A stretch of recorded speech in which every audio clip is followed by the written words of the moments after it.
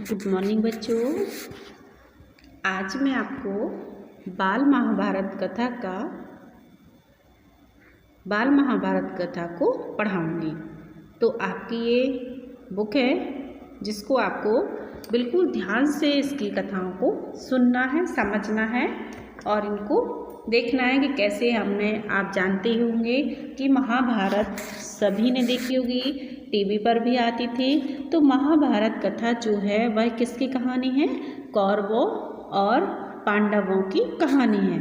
तो इस कथा में, इस आपकी पुस्तक में, अभ्यास पुस्तिका है ये आपकी, तो इस किताब में क्या दिया गया? हिंदी की पूरक पाठ्य पुस्तक है ये।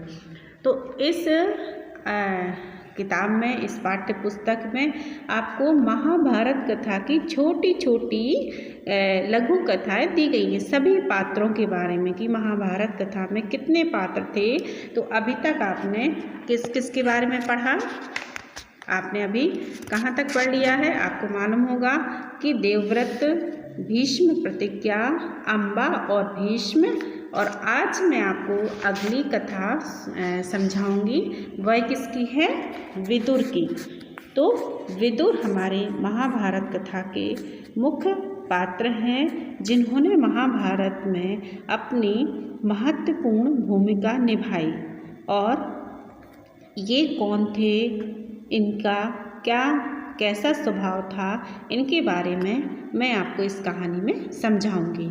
तो विदुर कौन थे? तो विदुर विचित्रवीर की रानी, विचित्रवीर आपने पढ़ा होगा इसके पहले कहानी में। तो विचित्रवीर की रानी का क्या नाम था? अम्बालिका। क्या नाम था उनका? अम्बालिका। तो अम्बालिका की दासी थी कि कोख से, है ना, उन्होंने जन्म लिया था। तो विदुर का पहले बचपन में नाम क्या था? धर्मदेव। धर्मदेव का जन्म हुआ था, है ना। तो धर्मदेव के नाम से वो जाने जाते थे। लेकिन इसके बाद वही आगे चलकर विदुर के नाम से प्रख्यात हुए। प्रख्यात का मतलब होता है प्रसिद्ध हुए, है ना। तो ये थी हमारी विदुर की मतलब परिचय, जो मैंने आपको यहाँ पर बताया। तो कौन थे आप जानते होंगे, आपने सुन लिया होगा कि विचित्रवीर की रानी अम्बालिका की दासी से इन्होंने जन्म लिया था। और इनको पहले क्या बोला जाता था? धर्मदेव का जन्म हुआ था, मतलब धर्मदेव बोला जाता था। और इसके बाद यह आगे चलकर किस नाम से प्रसिद्ध हुए? विदुर के नाम से प्रसिद्ध हुए। और इन्होंने महाभारत कथा में अपनी महत्वपूर्ण भूमिका निभाई। तो विचित्रवीर की रानी जो थी अम्बालिका की दासी की कोख से धर्मदेव का जन्म हुआ था। वह ही आगे चलकर, मैं आपको यह कहानी पढ़कर बता रही हूँ, आप सुनेंगे। तो वही आगे चलकर विदुर के नाम से प्रख्यात हुए, यानी कि विदुर के नाम से प्रसिद्ध हुए।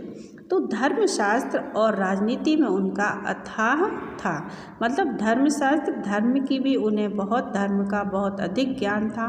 और साथ ही में राजनीति, यानी कि हमारा जो राजकाज है इसको कैसे चलाया जाता है, इसका भी इन्हें बहुत अधिक ज्ञान था। अथाह भंडार मतलब बहुत अधिक उन्हें ज्ञान था, ज्ञान उनके अंदर भरा हुआ था। तो धर्मशास्त्र यानी कि धार्मिक मसले कैसे उनको हल करना है, क्या करना है, और राजनीति मतलब राजकाज कैसे चलाया जाता है, उसमें उनको अथाह ज्ञान था, मतलब बहुत अधिक ज्ञान था। वह बड़े निस्पृह थे। निस्पृह मीन्स बहुत ही मतलब अच्छे थे, स्वभाव उनका बहुत ही प्रेम से भरा हुआ था, बहुत ही साधारण व्यक्ति थे, सरल स्वभाव के थे, बहुत ही प्रेमी थे। क्रोध उन्हें छू तक नहीं गया था। उनको क्रोध मीन्स क्या होता है? गुस्सा। तो गुस्सा उन्हें बिल्कुल भी नहीं आता था। युवावस्था में ही, युवावस्था मीन्स मतलब जब वो कितने साल के होंगे? युवावस्था मीन्स होता है मतलब बुढ़ापा से पहले का समय, है ना।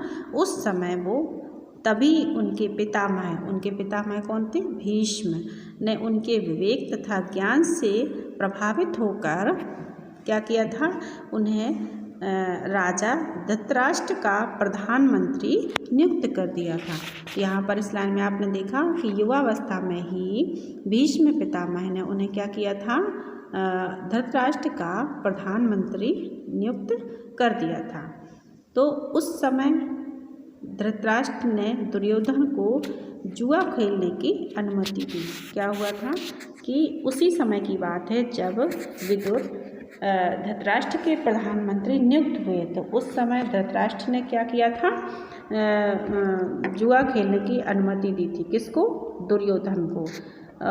तो विदुर को यह बात बिल्कुल भी अच्छी नहीं लगी। विदुर ने धृतराष्ट्र से बहुत आग्रहपूर्वक निवेदन किया, राजन, मुझे आपका यह काम नहीं जचता। इस खेल के कारण तो आपके बेटों में आपस में वैर भाव बढ़ेगा, इसको रोक दीजिए। यह किसने समझाया था उनको?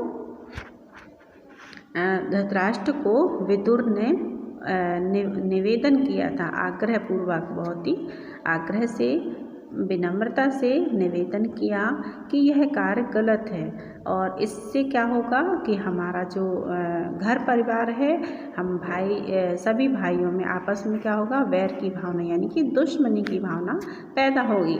इसमें क्या होगा, कौन हारता है कौन जीतता है, तो इससे हम लोगों का आपस में वैर भाव बढ़ेगा।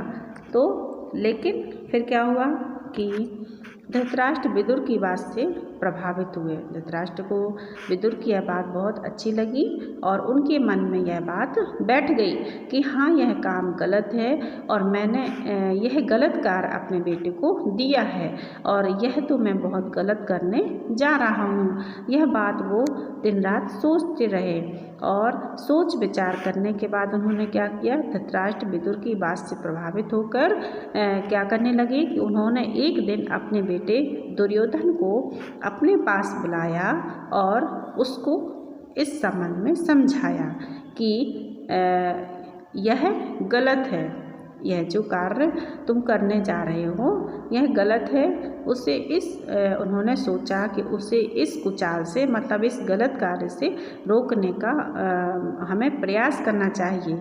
तो उन्होंने उसे रोकने का बहुत प्रयास किया। तो बड़े प्रेम के साथ वह बोले, है ना, कि गांधारी के लाल विदुर बड़ा बुद्धिमान है और हमेशा हमारा भला चाहता आया है।